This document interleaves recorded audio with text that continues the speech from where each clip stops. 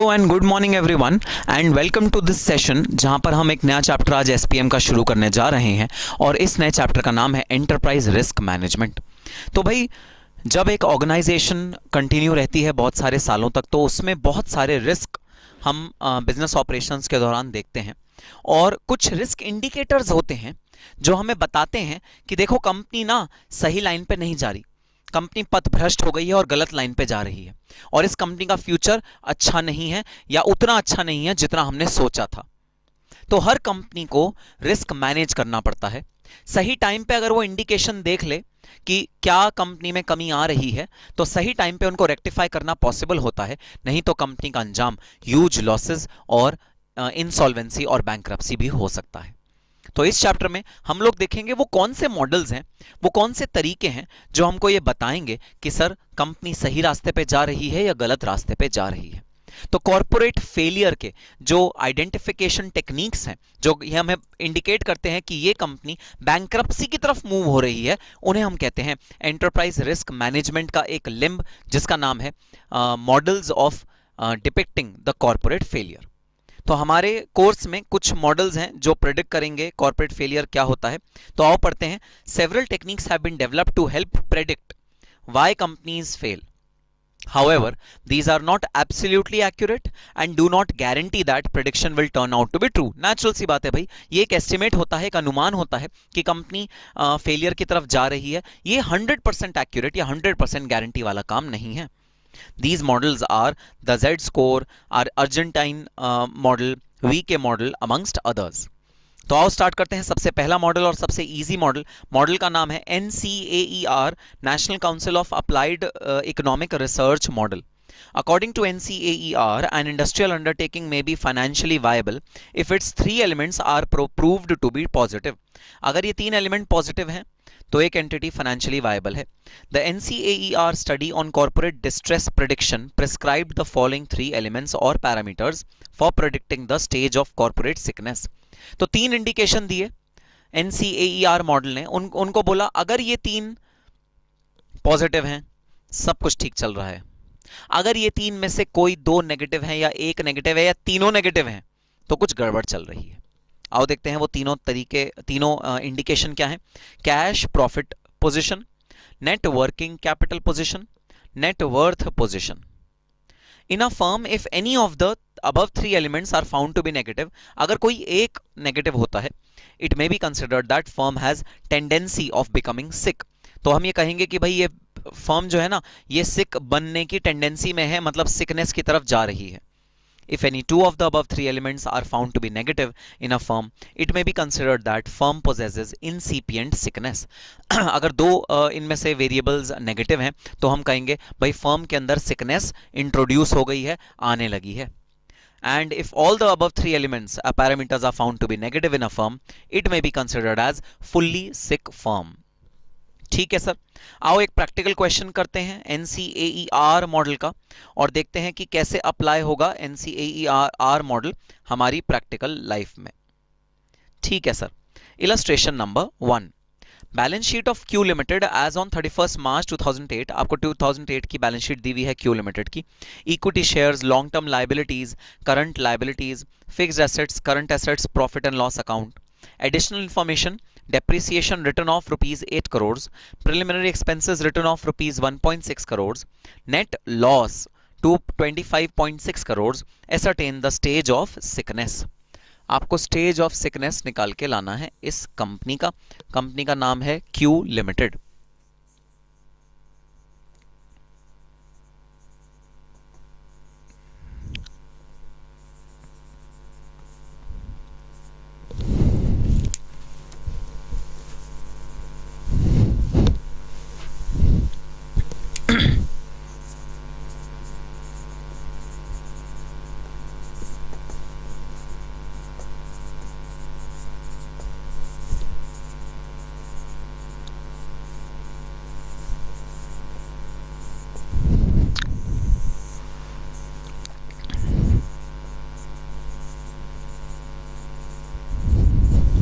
तो भाई NCAER model के तहत हमें तीन चीजें निकालनी होती हैं। सबसे पहला है कैश प्रॉफिट। सबसे पहले हमें इस कंपनी का कैश प्रॉफिट निकालना पड़ेगा। कितना कैश प्रॉफिट है भाई? कैश प्रॉफिट निकलेगा कैसे सर? नेट प्रॉफिट हमको दिया हुआ है, उसमें हम ऐड कर देंगे डेप्रिसिएशन और ऐड कर देंगे प्रिलिमिनरी एक्सपेंसेस रिटर्न ऑफ, क्योंकि ये दोनों नॉन कैश आइटम है भाई। तो नॉन कैश आइटम को हम ऐड बैक कर देंगे कैश प्रॉफिट निकालने के लिए। सर कैश प्रॉफिट नहीं है, कैश तो लॉस है 25.60 का 1.60। तो हमारा कैश प्रॉफिट कितना आया?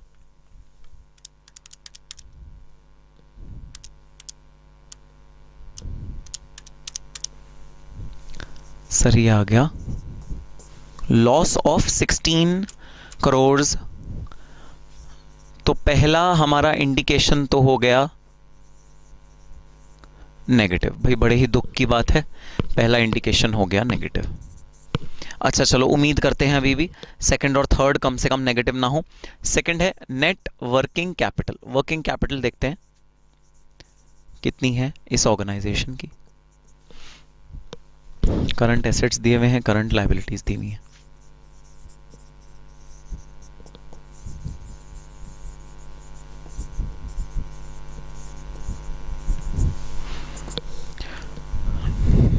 करंट एसेट्स हैं सर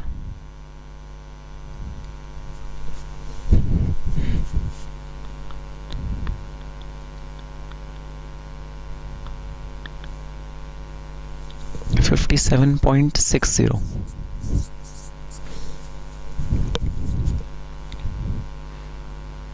78.40। लो भाई दूसरा इंडिकेशन भी नेगेटिव।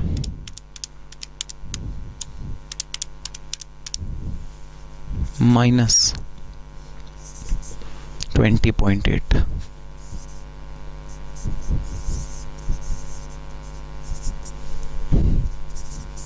हे भगवान बचा लियो इस कंपनी को फुल्ली सिक होने से।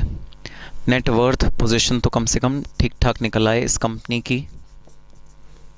नेटवर्थ पोजीशन अगर ठीक ठाक निकल आई ना भगवान, तो ये कंपनी बच जाएगी। तो कुछ भी करके इस कंपनी को भगवान बचा लेना।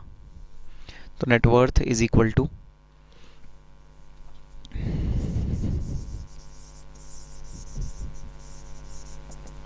Share capital minus accumulated loss है हमारे पीएनएल अकाउंट में। जी सर, बस सर। तो शेयर कैपिटल कितना है? 20.8 और एक्यूमुलेटेड लॉस ओहो 40.00। कितना आ गया भाई नेट वर्थ पोजीशन हमारी फर्म की?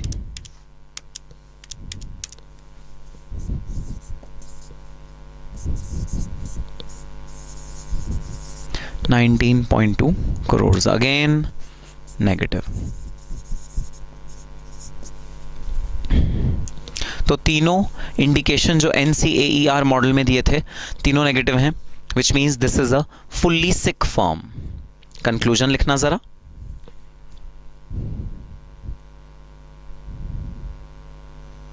As per NCAER research study, as per NCAER research study,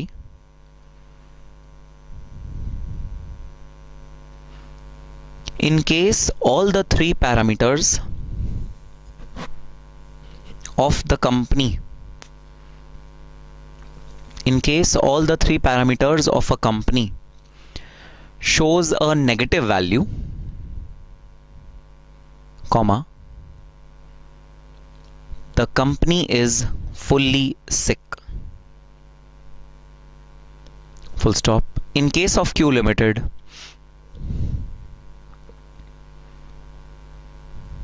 all the three parameters are negative, hence it can be predicted that Q Limited is a sick company, full stop. Immediate immediate revival measures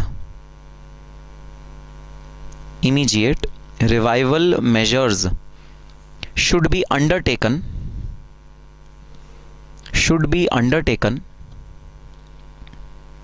for the survival of the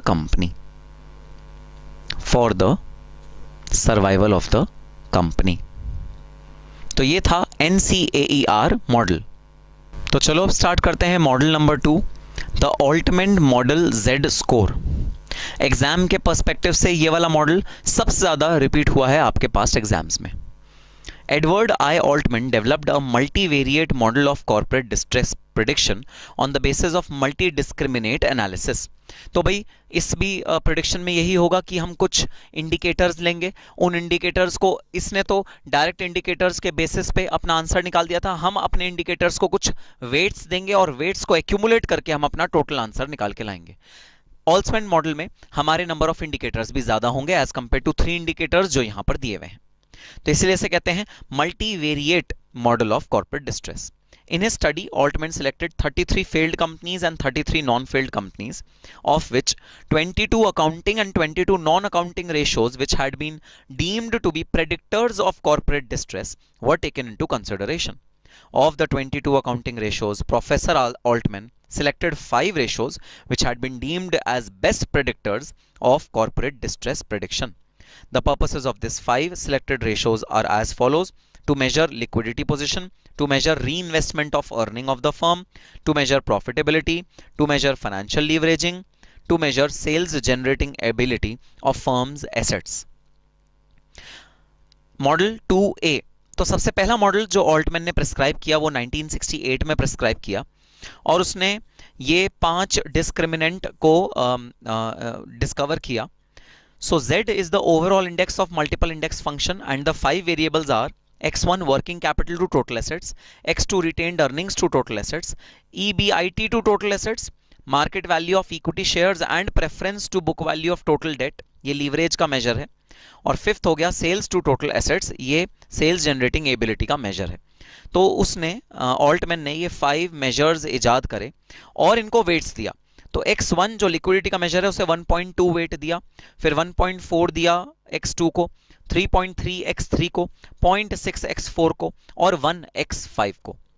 उसने कहा इन सबको combine कर लो और एक value निकाल के लाओ z, और फिर z को कैसे एनालिसिस करेंगे भाई हम, देखो जरा एनालिसिस आया हुआ है। एनालिसिस कहता है if z is greater than 2.9 then non failed firm, तो ये नॉन फेल्ड फर्म है, कोई टेंशन नहीं है।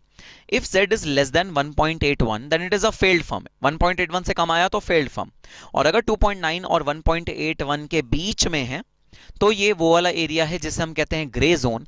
हमें फर्दर एनालिसिस करना चाहिए इस ऑर्गेनाइजेशन का टू असर्टेन कि ये एक्चुअली में सिक है या हेल्दी है। तो ये हैं 3 हमारे एनालिसिस जो Z स्कोर मॉडल के बेसिस पे होंगे। अब देखो भाई Z स्कोर मॉडल को ऑल्टमैन ने 1983 में रिवाइज कर दिया, रिवाइज नहीं किया, एक उसमें एडिशनल फीचर डाला, उन कंपनीज का जिनका मार्केट वैल्यू नहीं असर्टेन हो सकता उन कंपनीज के लिए ऑल्टमैन ने एक नया फॉर्मूला दिया बुक वैल्यू के बेसिस पे। तो जो नया मेथड है ना उसमें सिर्फ एक चीज का फर्क है, वो है x4। नए वाले मेथड में मॉडल 2B में x4 बुक वैल्यू के बेसिस पे आ जाता है, ना कि मार्केट वैल्यू। तो ऑब्वियस सी बात है, अगर आपकी मार्केट वैल्यू है ही नहीं, अगर आपके पब्लिकली ट्रेडेड शेयर्स है ही नहीं, अगर आप स्टॉक एक्सचेंज में लिस्टेड हो ही नहीं, तो आपकी मार्केट वैल्यू कहां से निकल के आएगी। तो उन कंपनीज के लिए ऑल्टमैन ने मार्केट वैल्यू को रिप्लेस कर दिया बुक वैल्यू से और रेशो के वेटेज चेंज कर दिए 0.717 x1, 0.847 x2, 3.107 x3, 0.420 x4 और 0.998 x5। फिर रिवाइज्ड Z स्कोर का क्या रैंकिंग होगी भाई, अगर Z 2.9 से ऊपर है तो सेफ जोन है, अगर Z 1.23 से और 2.9 के बीच में है तो वही ग्रे जोन। फर्दर एनालिसिस करना पड़ेगा ताकि हमें पता लगे कंपनी एक्चुअली वास्तविक क्या स्थिति है कंपनी की, और अगर Z 1.23 से कम है तो it is a distress zone, मतलब ये फर्म फेल्ड फर्म है। भाई Z स्कोर ने एक और वेरिएंट निकाला अपने इस पूरे मेथड का, जिस वेरिएंट में उसने x5 को एक्सक्लूड कर दिया, x5 नहीं रखा इस वेरिएंट में। उसने बोला भाई वो वाली कंपनीज जो एसेट्स होल्ड नहीं करती, जिनके एसेट्स प्राथमिकता नहीं है उन ऑर्गेनाइजेशंस में, जैसे सर्विस ऑर्गेनाइजेशंस जहां एसेट्स होते ही नहीं, उनका तो सब कुछ किराए पे चलता है, उनके लिए X5 sales to assets ratio relevant नहीं है, ऐसा बोला जेड ऑल्टमैन ने, और अपने जेड स्कोर को वापस रिवाइज कर दिया। तो रिवाइज जेड स्कोर में बस एक चीज नहीं है, X5 नहीं है। तो ये जो थर्ड रिवीजन है ना, जो थर्ड मेथड है, थर्ड मॉडल, ये आप तभी यूज करोगे जब क्वेश्चन में स्पेसिफिकली एसेट्स की वैल्यू नहीं गिवन है, वरना ऑन एन एवरेज जो एग्जाम में क्वेश्चन आते हैं वो फर्स्ट और सेकंड मॉडल से ही आते हैं, थर्ड मॉडल से ज्यादा एग्जाम में क्वेश्चन नहीं आते। सर एक प्रैक्टिकल क्वेश्चन करके दिखाओ तो समझ में आए। ठीक है भाई, आ जाओ illustration number 2। From the information given below relating to Unfortunate Limited, calculate Altman Z score and comment. Working capital to total assets 0.4, retained earnings to total assets 0.25, earning before interest and tax to total assets 0.3, market value of equity to book value of total debt 2.5, sales to total asset 3 times। भाई market value के basis पे दिया हुआ है तो हम अपना first model ही apply कर सकते हैं। जी सर,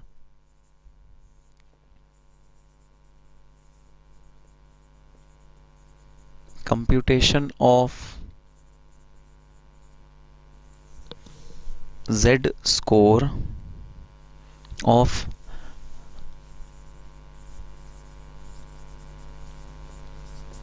अनफॉर्चुनेट लिमिटेड।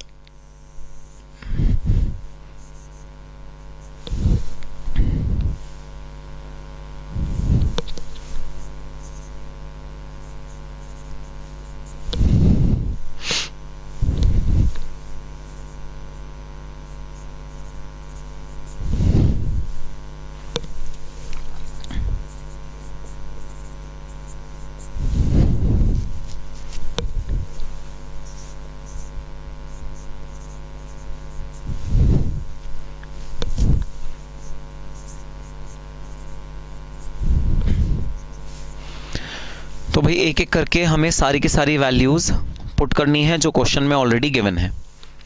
तो 1.2 इंटू 4.5 प्लस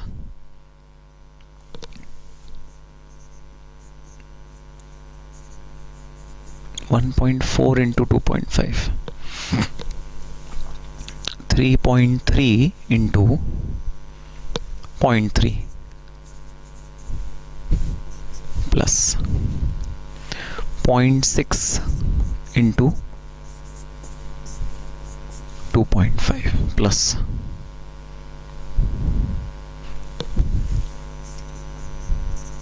1 इंटू 3। आओ वैल्यू निकालते हैं कि जेड स्कोर की क्यूमुलेटिव वैल्यू कितनी आई।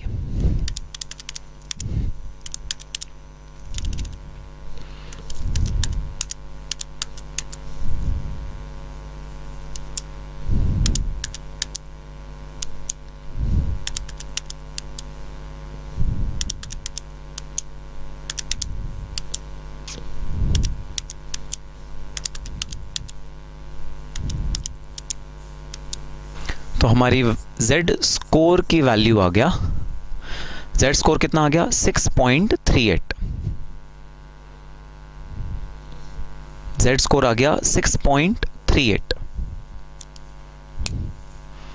तो बता दो जरा 2.99 से क्या ये एडिक्वेटली ज्यादा है? हाँ सर ये एडिक्वेटली ज्यादा है। तो क्या ये फर्म सेफ फर्म है? हाँ सर ये बिल्कुल सेफ फर्म है, नॉन बैंकरप्ट फर्म है। कंक्लूजन लिखना जरा, the calculated value of Z score is much higher than 2.99, is much higher than 2.99, hence it can be strongly predicted that,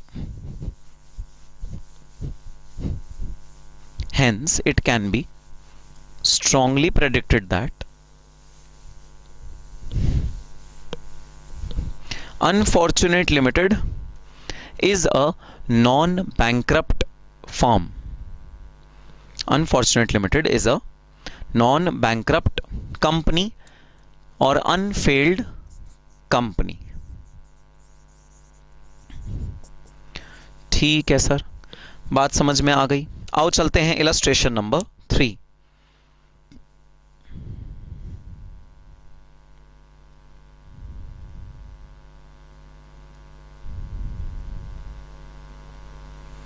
Using Altman multi-discriminate function, calculate Z score of SN Company Limited, where the 5 accounting ratios are as follows, and comment about the financial position. Working capital to total assets, retained earning to total assets, EBIT to total assets, book value of equity to book value of debt, और sales to total assets. अब ध्यान रहे यहां पर market value of equity की देने की बजाय बुक वैल्यू ऑफ इक्विटी दिया हुआ है. इसका मतलब हमें 1983 वाला मॉडल यूज करना है, हम 1968 वाला मॉडल यूज नहीं कर सकते. SN company limited 1983 model. क्यों सर, ऐसा क्यों कर रहे हैं हम? क्योंकि भाई हमको मार्केट वैल्यू नहीं दिया हुआ और बुक वैल्यू दिया हुआ है. ठीक है सर. 0.717, 0.847,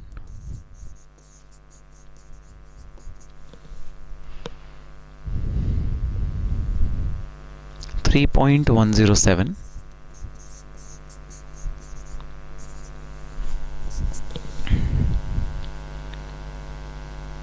0.420,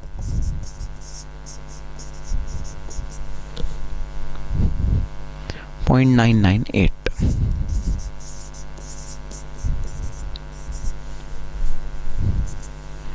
तो आओ देखते हैं Z स्कोर कितना बना इस केस में.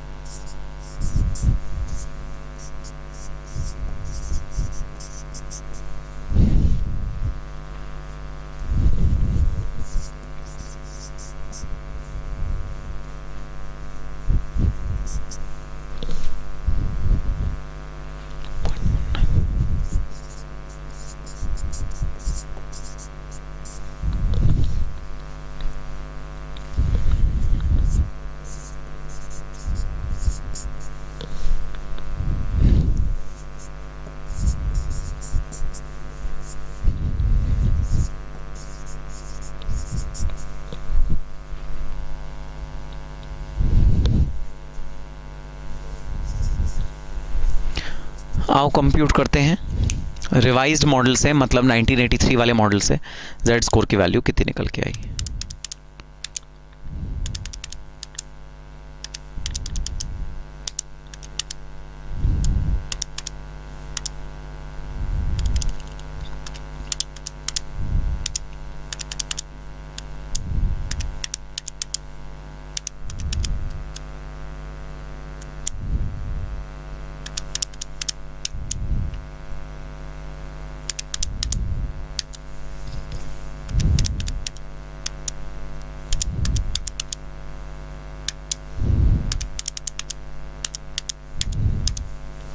सर वैल्यू निकल के आई 4.88. वैल्यू निकल के आई Z स्कोर की 4.88.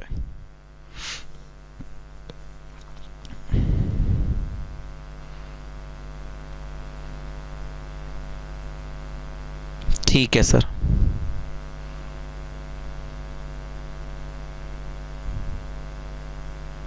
अब जरा देख के बता दो, रिवाइज्ड मॉडल में हमको मिनिमम कितना चाहिए होता है अमाउंट ऑफ सेफ्टी जोन के ऊपर? सर मिनिमम चाहिए होता है 2.9. तो बता दो जरा, क्या ये 2.9 के ऊपर है? हाँ सर 2.9 के बहुत ऊपर है. तो बस इसके लिए भी वही कंक्लूजन जो हमने इलस्ट्रेशन नंबर 2 के लिए कंक्लूजन लिखा था, लिखो जरा. The calculated value of Z score, the calculated value of Z score is computed as 4.88, which is much higher than 2.9, which is much higher than 2.9. Hence, it can be predicted that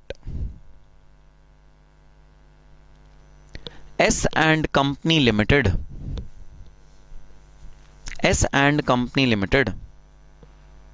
is a non-bankrupt company. is a non bankrupt company. ठीक है sir, बात समझ में आ गई। तो भाई ये तो वो क्वेश्चन जहां पर हमें x1 x2 x3 की फिगर ऑलरेडी गिवन है। अब आओ ऐसे क्वेश्चन करते हैं जहां पर ये फिगर हमें क्वेश्चन में निकालनी पड़ेगी। Illustration number 4, using Altman model compute the value of z from the provided data. Balance sheet के एक्सट्रैक्ट आपको दिए हुए हैं। Share capital, reserves and surplus, 10% debenture, sundry creditors, outstanding expenses, fixed assets, inventory, book debts, loans and advances, cash at bank, total.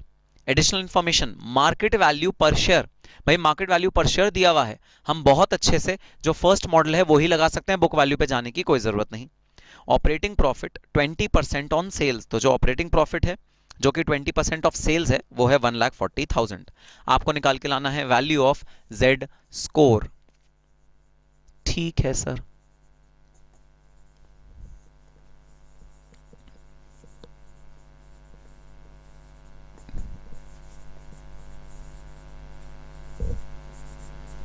computation of value of Z score।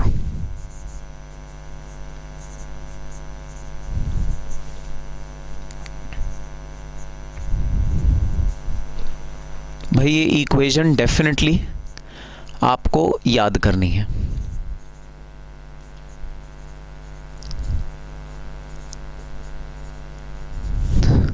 तो बस अब मुझे कोई x1 x2 x3 x4 x5 का figure बता दे तो मेरा question हो जाएगा सॉल्व। आओ बनाते हैं वर्किंग नोट इसके लिए एक।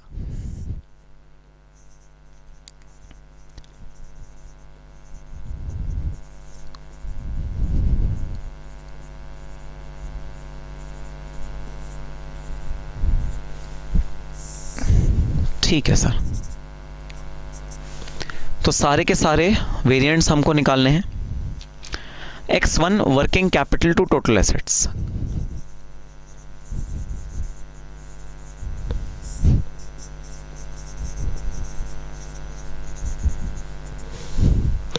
वर्किंग कैपिटल सर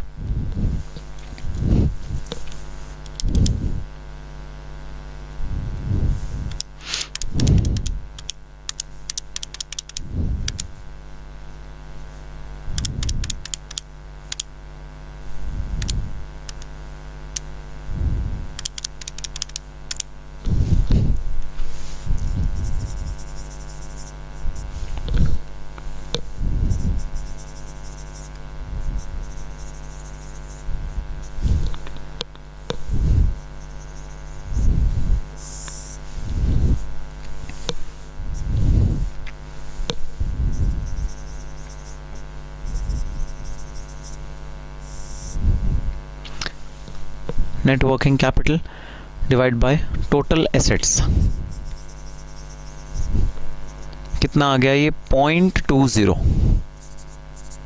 ठीक है सर। अच्छा नेक्स्ट है retained earnings to total assets,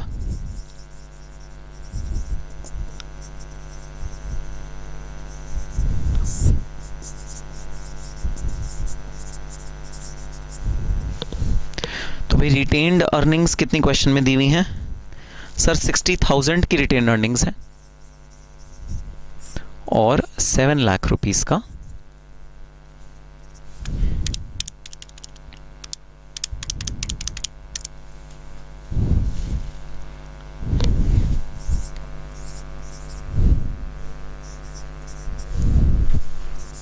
ठीक है सर। x3 क्या होता है भाई? EBIT to total assets,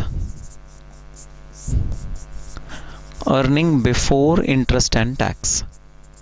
sir हमको क्वेश्चन में ऑपरेटिंग प्रॉफिट दिया हुआ है और टोटल एसेट्स भी दिया हुआ है 0.20।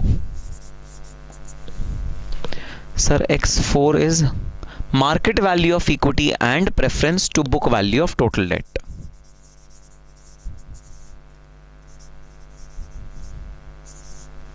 मार्केट वैल्यू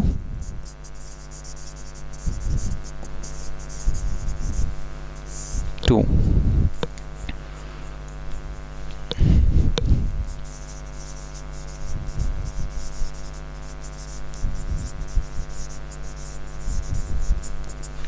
अच्छा भाई, मार्केट वैल्यू ऑफ इक्विटी निकाल के लानी है, तो 20,000 शेयर्स ट्रेडिंग एट 12.5,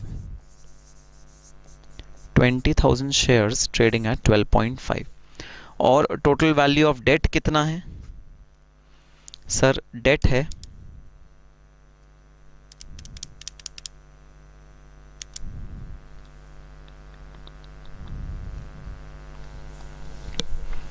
4,40,000। कितना आ गया ये?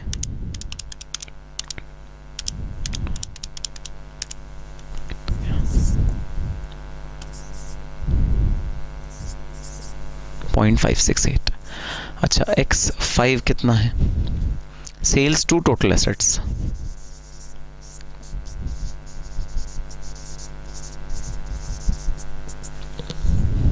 भाई सेल्स क्वेश्चन में ना हमें इनडायरेक्टली दी हुई हैं। इनडायरेक्टली मतलब 1,40,000 कहा हुआ है और ये 20% ऑफ सेल्स ऐसा कहा हुआ है, तो मैंने सेल्स निकालने के लिए 1,40,000 डिवाइड बाय 20% कर दिया। ठीक है सर, डिवाइड बाय 7 lakhs, ये आ गया 1। तो ये पांचों रेशोज हम लोग निकाल के ले आए।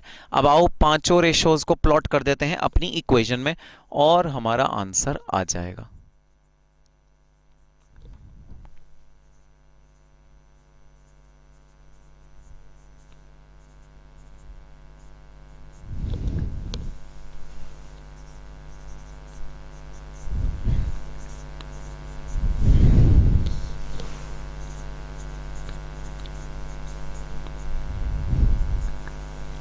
One into one.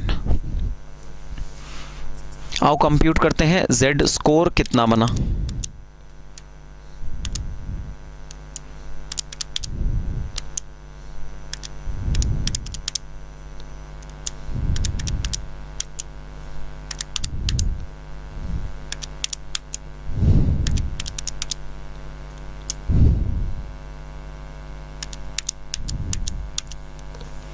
Sir Z score बना 2.361, 2.361।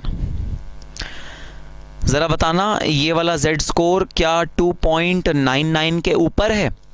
नहीं सर, ये 2.99 के ऊपर नहीं है। ज़रा बताना क्या ये 1.81 के नीचे है? नहीं सर, ये 1.81 के नीचे भी नहीं है। मतलब ये इन दोनों फिगर्स के कहीं ना कहीं बीच में है, यानी ये ग्रे जोन में है। कंक्लूजन लिखना जरा। Hence the calculated value of Z score lies between 1.81 and 2.99,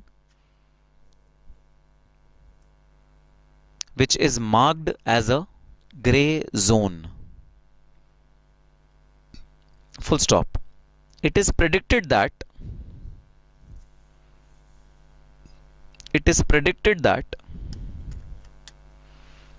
the company consists of both bankrupt and non-bankrupt elements.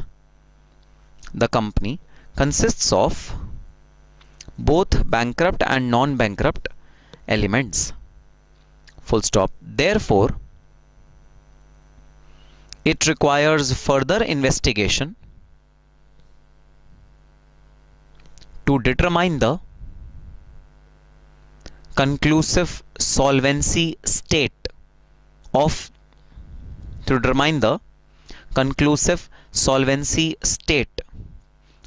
the company.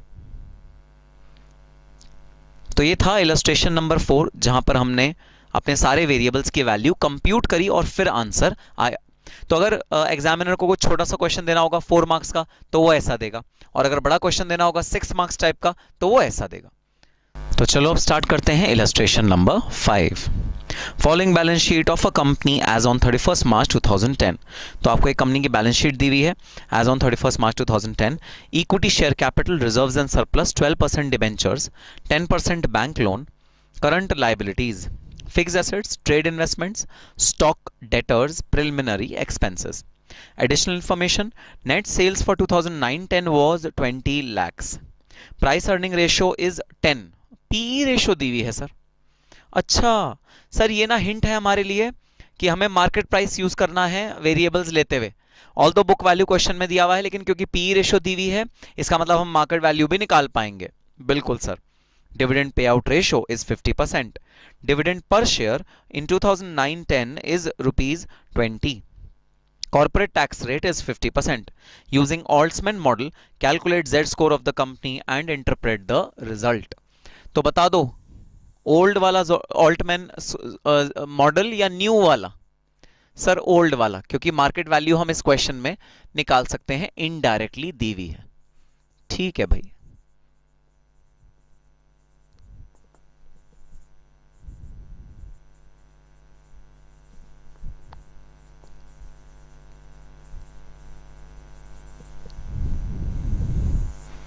Computation of Z score of the company.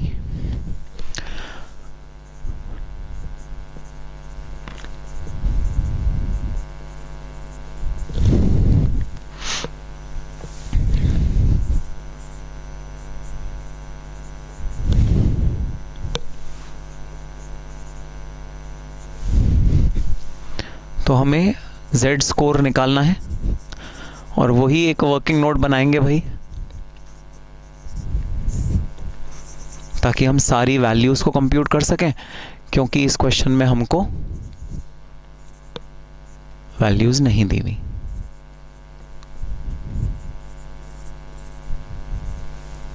Index 5. 100 start करते हैं X1 से. Working capital to total assets.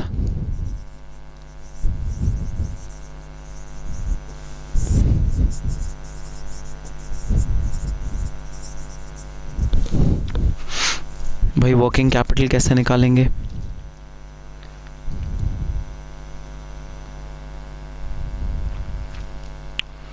Sir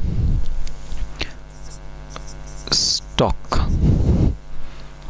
debtors. तो पहले current assets को हमने numerator में लिया, current liabilities के साथ माइनस किया, प्रिलिमिनरी एक्सपेंसेस को इग्नोर करना है, वो एक फिक्टिशियस एसेट्स है, तो डिनोमिनेटर से हमने प्रिलिमिनरी एक्सपेंसेस को माइनस कर दिया. ठीक है सर. बताओ जरा क्या आई वैल्यू?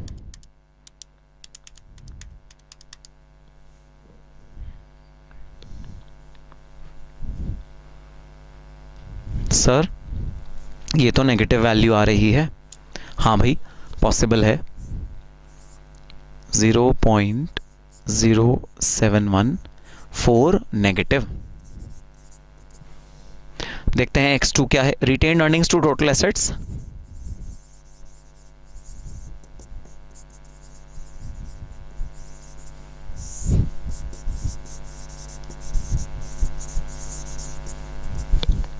बता दो जरा रिटेन्ड अर्निंग्स कितनी है?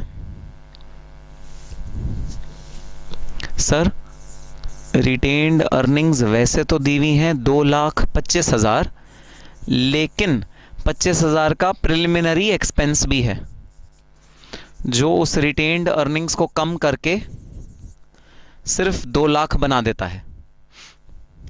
अच्छा सर, मतलब प्रिलिमिनरी एक्सपेंसेस एक खर्चे के नेचर का है और वो हमारे टोटल प्रॉफिट को कम कर देता है, क्योंकि ये खर्चा है. तो 2 lakh divide by 14 lakhs. 143. X3 EBIT to total assets.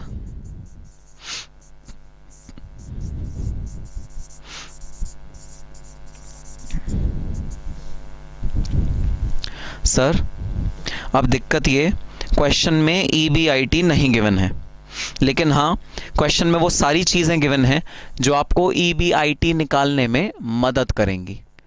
तो आओ एक दूसरा वर्किंग नोट बनाते हैं. Working note number 2, computation of EBIT.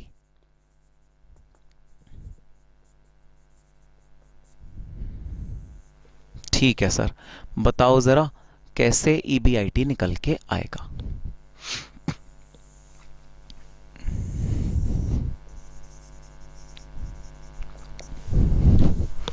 ठीक है भाई, तो देखो सबसे पहली बात, क्वेश्चन में डिविडेंड पर शेयर दिया हुआ है। हाँ सर, डिविडेंड पर शेयर दिया हुआ है। आओ यहाँ पर लिख लेते हैं dividend per share. Sir 20 rupees. अच्छा, अब अगर मैं तुमसे पूछूं EPS बता दो कितना है। सर EPS रहा होगा 40 रुपीज़। कैसे? 50% डिविडेंड पे आउट रेशो है, तो अगर 50% डिविडेंड पे आउट रेशो है तो अर्निंग पर शेयर उसका डबल होगा, DPS का डबल होगा, तो DPS इंटू 2 रहा होगा। बिल्कुल सर। 3, नंबर ऑफ शेयर्स बता दो कितने हैं। सर नंबर ऑफ शेयर्स हैं 4000। ठीक है भाई, तो तुम्हें निकल के आ जाएगी earnings available to equity, which is nothing but profit after tax. Profit after tax निकल के आ जाएगा। कैसे आएगा? 3 multiply by 4 which is 16 lakhs, नहीं 1,60,000। तो 1,60,000 का आपका प्रॉफिट आफ्टर टैक्स आ गया। ठीक है, अब देखना जरा, टैक्स का रेट गिवन है सर, तो मैं ना प्रॉफिट बिफोर टैक्स भी कंप्यूट कर सकता हूं। प्रॉफिट बिफोर टैक्स होगा कितना? टैक्स का रेट गिवन है सर, टैक्स का रेट गिवन है 50%। ठीक है भाई, तो मैं प्रॉफिट बिफोर टैक्स कंप्यूट कर सकता हूं। कैसे? 4 डिवाइड बाय 50 मल्टीप्लाई बाय 100, तो ये 1,60,000 का जरूर डबल रहा होगा प्रॉफिट बिफोर टैक्स। ठीक है, अब इसमें अगर मैं एक चीज और ऐड कर दूं ना, इंटरेस्ट, तो मेरा निकल के आ जाएगा earning before interest and tax, बस। अच्छा सर, तो अब मुझे कंप्यूट करके बता दो इंटरेस्ट कितना है। सर दो चीजों का इंटरेस्ट है, एक तो डिबेंचर्स हैं जिनका 12% इंटरेस्ट है 36,000, प्लस सर एक बैंक लोन है 10% के हिसाब से 20,000, टोटल आ गया 56,000 का इंटरेस्ट। तो टोटल EBIT आ गया 3,76,000।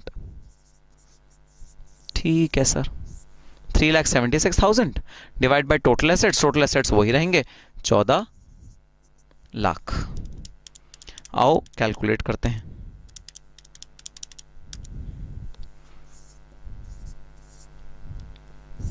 .269 आ गया EBIT टू टोटल एसेट्स। तो नेक्स्ट X4 क्या चाहिए भाई? मार्केट वैल्यू ऑफ इक्विटी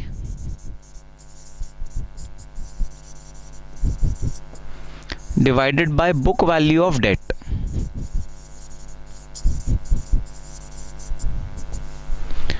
ठीक है सर, तो मार्केट वैल्यू ऑफ इक्विटी निकालने के लिए इक्विटी शेयर्स से आपको मार्केट प्राइस पर शेयर को मल्टीप्लाई करना है।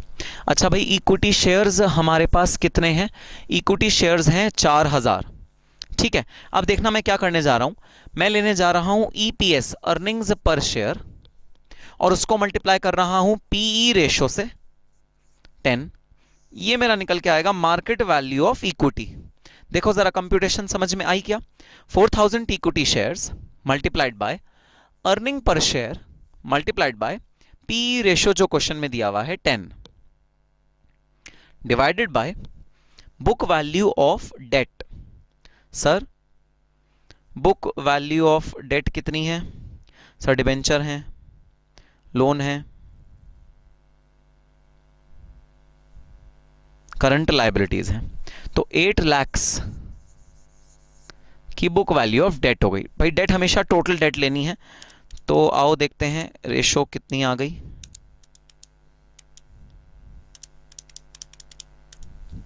रेशो आ गई 2। और अब आओ लास्ट रेशियो और निकाल देते हैं, x5, तो हमारा क्वेश्चन सॉल्व्ड। x5 बताना कैसे निकलेगा sir? x5 is equal to sales to total assets.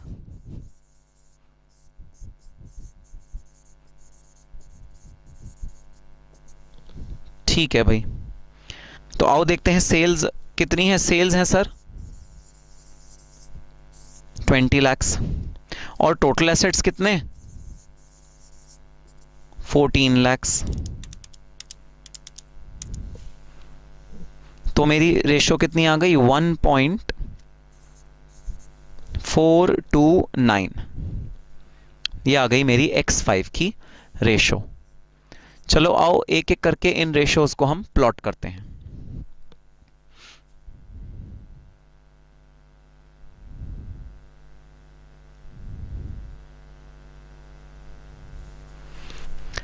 So sir x1 की रेशो आ गई -0.0714 प्लस 1.4 इंटू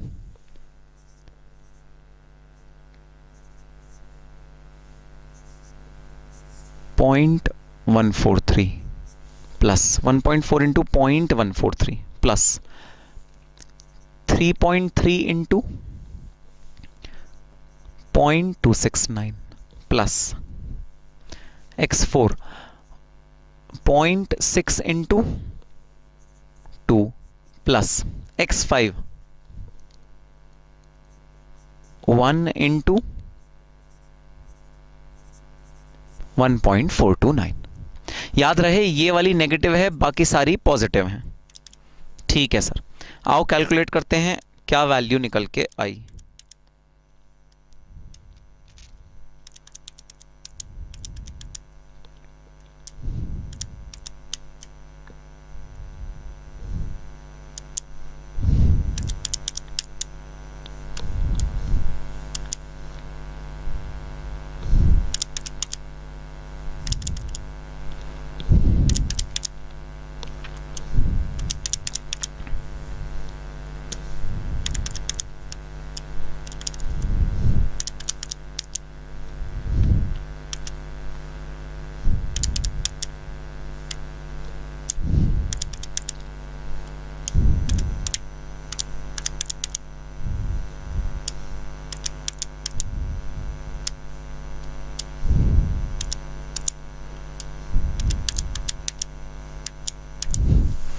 तो सर पॉजिटिव वैल्यूज आ गई 3.7169 और नेगेटिव वैल्यू आ गई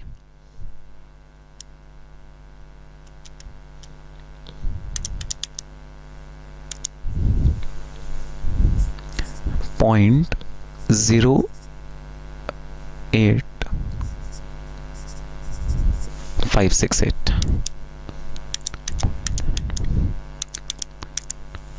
तो सर नेट वैल्यू आ गई 3.63। तो कंक्लूजन लिखना जरा। Hence value of z score is computed as 3.63 which is much greater than 2.99. Hence it can be strongly predicted that the company is a non-bankrupt / non-failed company.